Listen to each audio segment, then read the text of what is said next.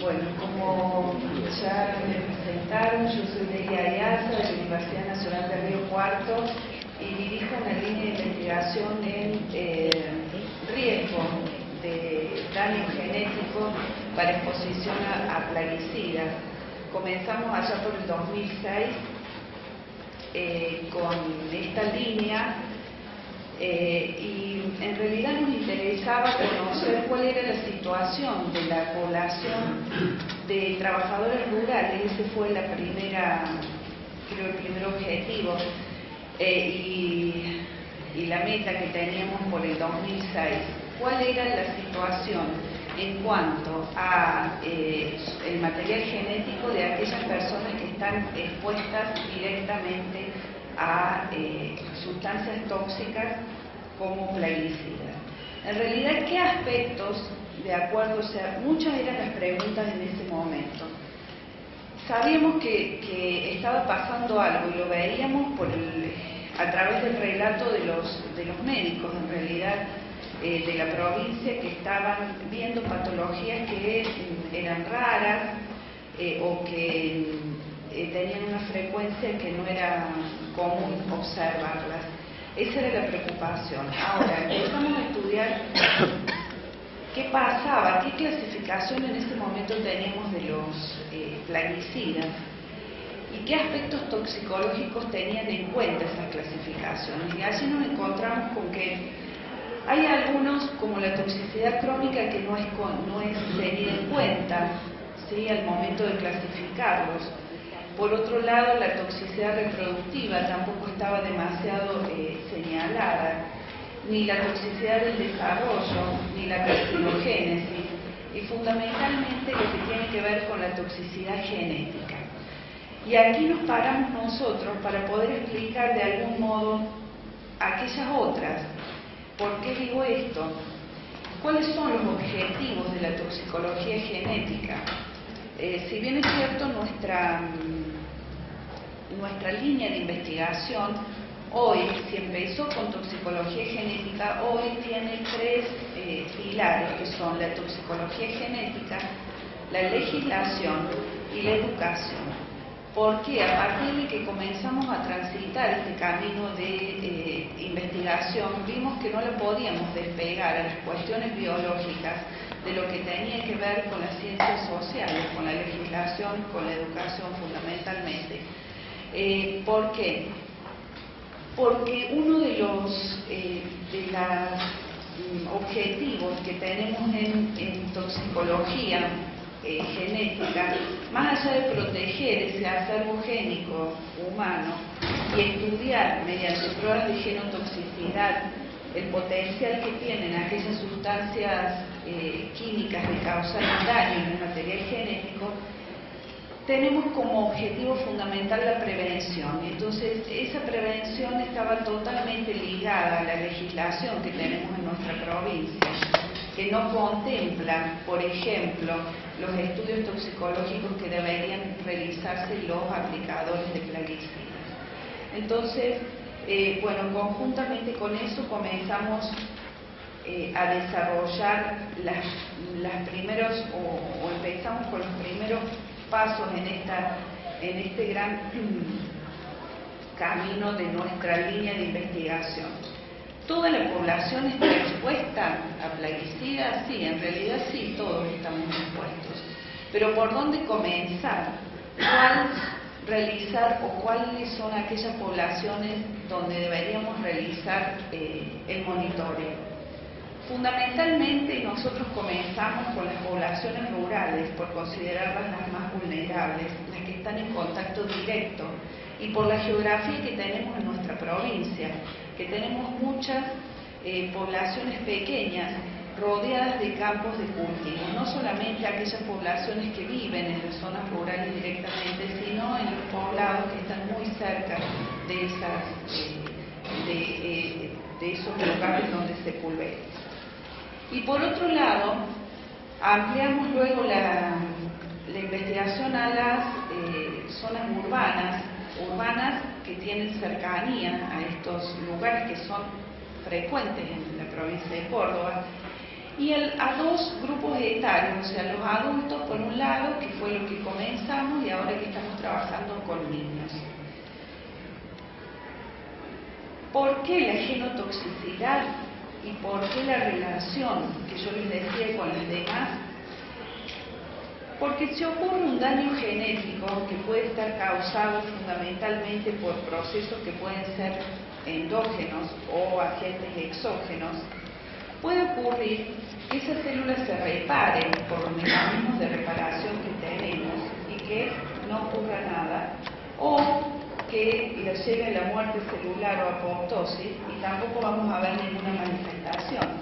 Pero ¿qué sucede si esa lesión es permanente? Si esa lesión a lo largo del tiempo se mantiene, y bueno, si ocurren células germinales, podemos decir que van a repercutir en los problemas reproductivos, en algunas enfermedades hereditarias o en malformaciones en la descendencia. Y si ocurre en células somáticas, puede convertirse en una neoplasia o dar origen a un determinado cáncer. Allí está la relación entre el daño que podemos estar encontrando y cómo se puede manifestar. Estos problemas reproductivos, estas enfermedades hereditarias, estas malformaciones en la descendencia o los distintos tipos de cáncer, es lo que nosotros observamos cada vez que vamos y que monitoreamos alguna de estas poblaciones que tienen una frecuencia aumentada en relación a lo que uno podría esperar en esas poblaciones. Entonces, ¿cómo se evalúa este daño genético o este daño en el material hereditario de las personas? Nosotros en nuestro laboratorio evaluamos a través de las rupturas que ocurren en los cromosomas. Ahí ustedes tienen en la pantalla son extendidos de cromosomas y lo que miramos básicamente es cuán roto está. Esas rupturas son causadas por precisamente agentes que están rompiendo de alguna manera el material genético. Otra de las formas que lo estudiamos es a través de los micronúcleos, que también es una forma de verlo. Cuando la célula entra en división, se paran las divisiones celulares y es todo lo que observan ahí. Si hay algo roto de material genético, van a ver la aparición de pequeños núcleos que no tienen que estar, de acuerdo a la cantidad y la presencia o ausencia, decimos que ha ocurrido un daño en ese material genético o no. Fíjense acá, estas son células de la sangre, cultivos de sangre, y esta es una célula de la mucosa bucal que lo hemos puesto a punto a la técnica en estos últimos años por considerarlo que es un método menos invasivo y que nos puede dar exactamente la misma información sin tener que sacar una muestra de sangre, y en esto en especial para trabajar con poblaciones de niños y que fuese un parámetro igual. Cuando lo comparamos con los valores que nos estaban dando en células sanguíneas, no obtuvimos diferencia. Entonces estamos en condiciones de decir que puede ser usado como biomarcador no invasivo. Y el más sensible de todos, que es el ensayo Cometa, que también se hace a través de una muestra de sangre, que también lo tenemos puesto a punto en nuestro laboratorio y que estamos intentando también hacerlo con células de la mucosa bucal para sacar eso de tomar muestritas de sangre. Ahora, en un trabajo nuestro que hicimos de revisión en cuanto a qué biomarcadores de daño genético se utilizan en poblaciones humanas expuestas a plaguicidas, vemos fundamentalmente que son los que estamos usando: aberraciones cromosómicas, micronúcleos, intercambio de cromatías hermanas, que es otro de los ensayos que, bueno, nosotros preferimos hacer glucosa a ese, y el ensayo Cometa. Y en cuanto a los resultados, de 100 trabajos realizados, encontramos que 73 reportan estudios, o sea, resultados positivos, es decir, que hay una relación de aumento en el número de estas aberraciones o micronúcleos en relación a aquellas personas que están expuestas a sustancias químicas que son usadas en la producción primaria de alimentos. Los trabajos en Argentina, hay trabajos del año 83 de la doctora Larripa y posteriormente del doctor Duluth en el 86, 87, 92 y de la doctora Simonino en el 2010. Eso es para Argentina.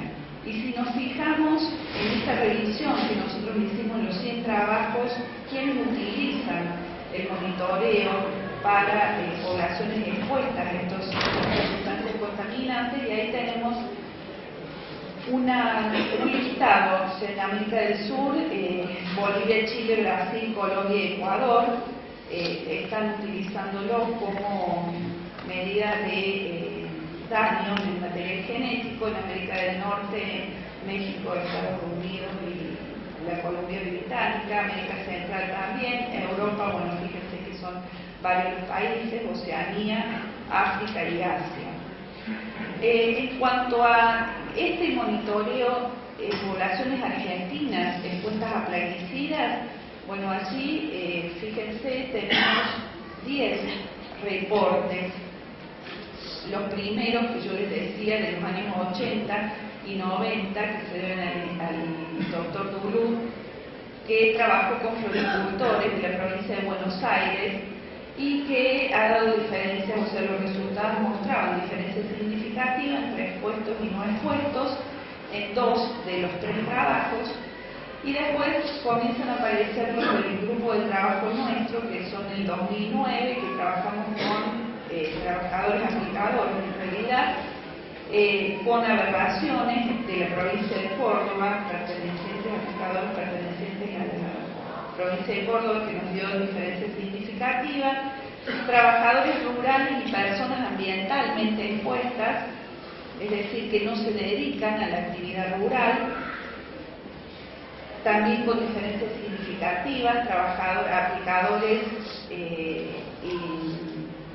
controles de otros lugares de la provincia.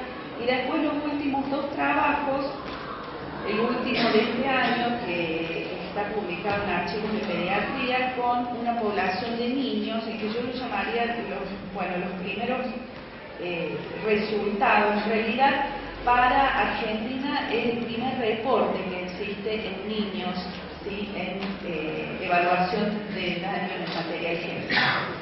Y un poco para mostrarles cuáles son los resultados, qué tan significativo es, si observamos acá en 2 de nuestros trabajos donde veíamos aberraciones y veíamos micronúcleos, y con el ensayo cómico de los trabajos que ya están por salir a publicar en este momento, las diferencias son, en cuanto a aberraciones cromosómicas, 1,5 veces el valor de referencia en aplicadores, 1,75 veces el valor de referencia para micronúcleos y 13 veces el valor de referencia para el ensayo cómico. Tienen diferentes tipos de sensibilidad, por eso utilizamos los 3 para tener un diagnóstico más certero, diríamos, de lo que está ocurriendo. Validado aberraciones cromosómicas ya no se puede discutir. Cuando hay un aumento en el valor de aberraciones cromosómicas en referencia al otro, podemos relacionarlo directamente con la aparición a mediano o a largo plazo de algún tipo de neoplasia, si esto se mantiene, ¿sí?, si se mantiene en el tiempo. Micronúcleos, 5 minutitos, un poco para mostrarles donde trabajamos en especial, no para aplicadores, sino para las poblaciones expuestas. Si ustedes observan, esta es la situación que nosotros tenemos en nuestra provincia. Localidades pequeñas, rodeadas de campos donde se pulveriza, y se pulveriza una media de 8 meses al año. Eso de las encuestas que hacemos a los aplicadores y que hemos hecho a las localidades. Estas son dos, las vertientes y Marco Juárez.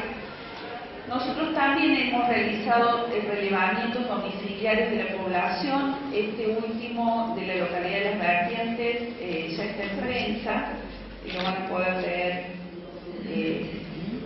en muy poco tiempo, que es la descripción de la situación ambiental de una localidad argentina limitada por zonas de cultivo y las implicancias en la salud humana. En realidad se repiten las cuestiones en cuanto al uso de los plaguicidas, los más usados a la cabeza el glifosato, cipermetrina, 2,4-D, sulfán, clorpirifos también son uno de los más utilizados, y fundamentalmente los efectos que reporta la bibliografía en cuanto a esta exposición también los encontramos en estas localidades.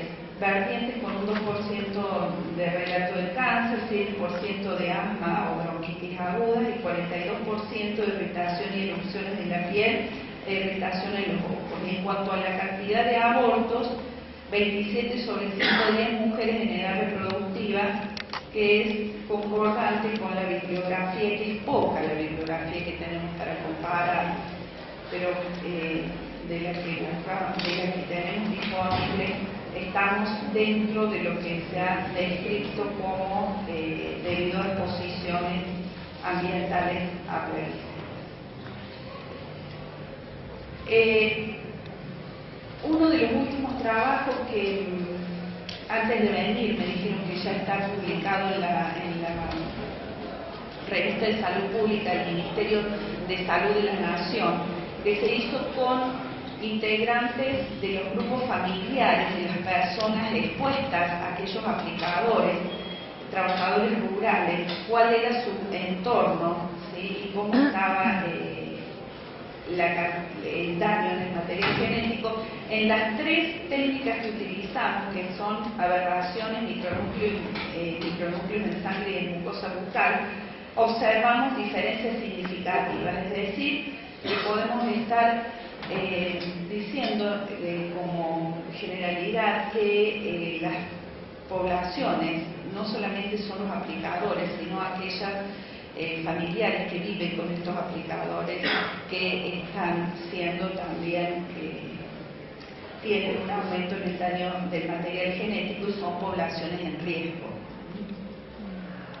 Si lo vemos en barras, por ahí es más fácil observarlo. Fíjense, esto es en aberraciones cromosómicas, el aumento entre las familias y el grupo referente, en micronúcleos, tanto para sangre y para mucosa bucal, que bueno, este fue uno de los trabajos que nos permite decir que hay una correlación entre ambos y que lo podemos estar usando como un marcador fiable para medir el daño en el material genético en las células de mucosa bucal. En Marco Juárez, allí observamos, este es uno de los primeros trabajos que hicimos en esa localidad, los aplicadores, las personas que se dedican a otras actividades y el grupo de referente. Esto nos llamó la atención, si ustedes se fijan en los valores que obtenemos en aquellos que no se dedican directamente a la aplicación, y motivó a que siguiéramos trabajando en Marco Juárez, aumentando el número de personas que estaban ambientalmente expuestas. Fíjense que obtuvimos en ese primer trabajo 20 veces el valor de referencia para el ensayo Cometa. Y allí nos planteamos el tema de las distancias, que es una de las cuestiones que siempre nos plantean a la hora de hacer estos monitoreos. ¿A cuánto se puede pulverizar o no? Tamaña pregunta, ¿no? Porque no incluye solamente uno o dos cuestiones, sino que bueno, que ustedes saben lo complicado que es determinar o querer decir una distancia. En la bibliografía lo único que encontramos para Argentina es un trabajo del 2010 donde establece, ustedes ven ahí las distancias, es decir que se espera a 1000 y 1500 metros de sin límites y aplicaciones aéreas, bueno, sin límites a más de 1500 metros. Y nosotros entonces, a partir de eso y de la ley que tenemos sobre agroquímicos, que es una de las provincias que tenemos ley, dijimos, bueno, vamos a plantear entre 300 y 500 metros un muestreo y a partir de lo que nos dé la población en estudio, porque dadas las características y como son pequeñas, por ahí no podemos extendernos más de los 1000 metros. Esto ocurre en Marco Juárez, es decir, se fija esa diferencia hasta 300 metros o entre 800 y 1000 metros, no nos daba diferencias significativas. Pero si lo comparamos a toda la población, toda la población muestreada, hasta los 1000 metros, con un grupo referente de más de 1500 metros, observamos que hay una diferencia significativa. Es decir, que para evaluación, para nuestros trabajos, para lo que significa evaluación en el material genético, esa distancia que está fijada en la mayoría de los trabajos, o que se nombra en la mayoría de los trabajos, no es de esa manera. Ambientalmente expuesto en niños, si se fijan, este es un estudio preliminar, ya voy terminando, un estudio preliminar que se hizo con una muestra muy pequeña, pero queremos observar, además de los micronúcleos, otras anormalidades nucleares que podrían estar dando indicio de que hay un efecto que es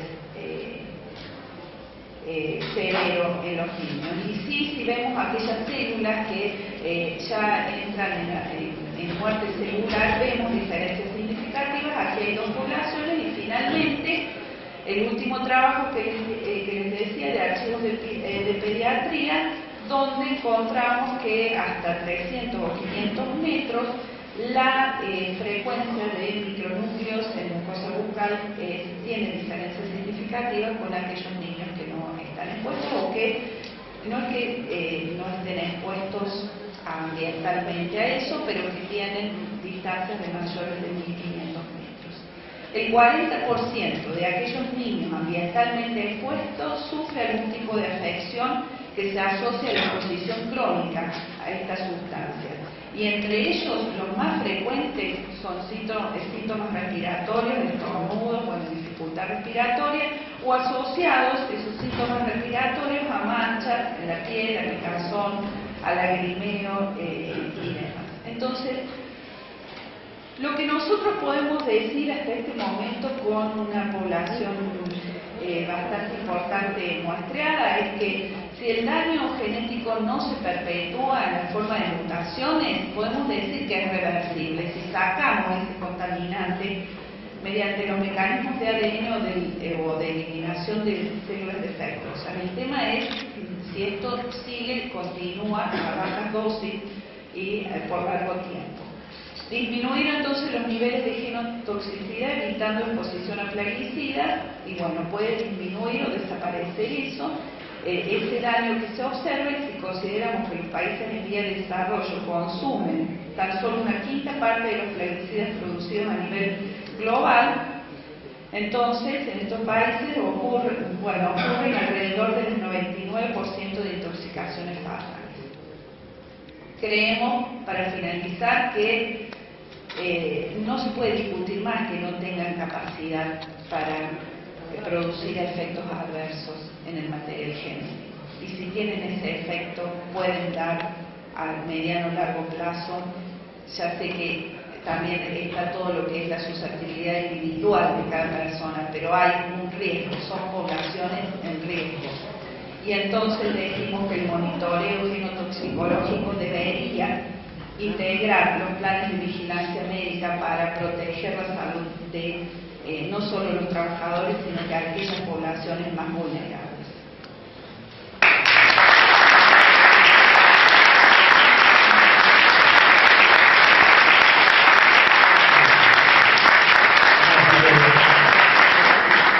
Tenemos tiempo para 2 preguntas.